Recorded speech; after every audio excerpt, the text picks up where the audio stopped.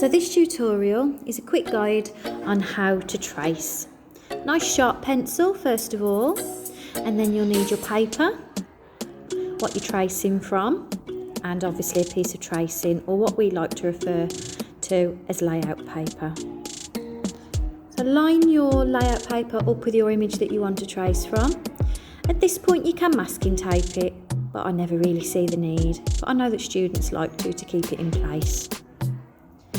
And carefully go over everything with your sharp pencil until you've got all the detail that you need transferred to your paper.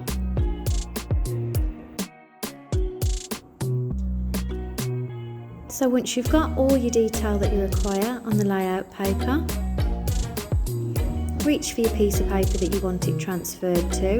Now the important part here that some people tend to forget is that you need to turn it over at this point, because what we want is the side of the layout paper with the pencil on to be facing down onto your white paper.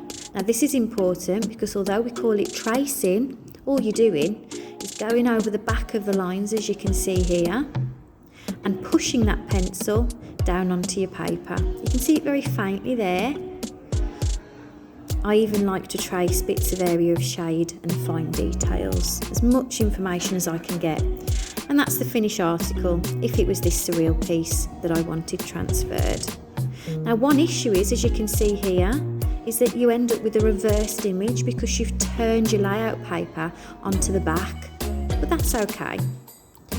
If you don't require a reversed image, there is something you can do called double tracing, which is what I'm showing you here with text, because when we text trace, we don't want that to be backwards when we transfer it.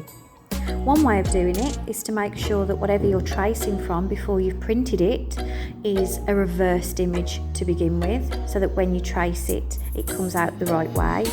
Or the second method is, before you transfer it onto the paper that you require it to be on, is to turn the tracing over onto the back and go over the back of those lines. So in theory, you've traced it on the layout paper twice.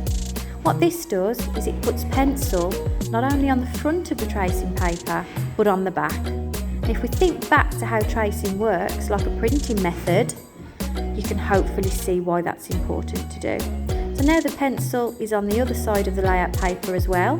When I turn it back over for the second time, it's now the right way.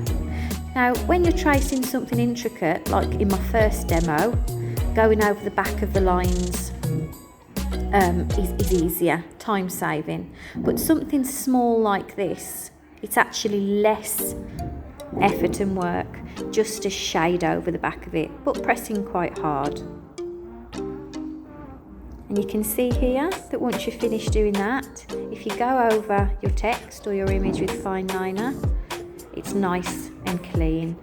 This is much better. We advise our Key Stage 4 students to always make sure text is traced to give it more of a clean, professional effect.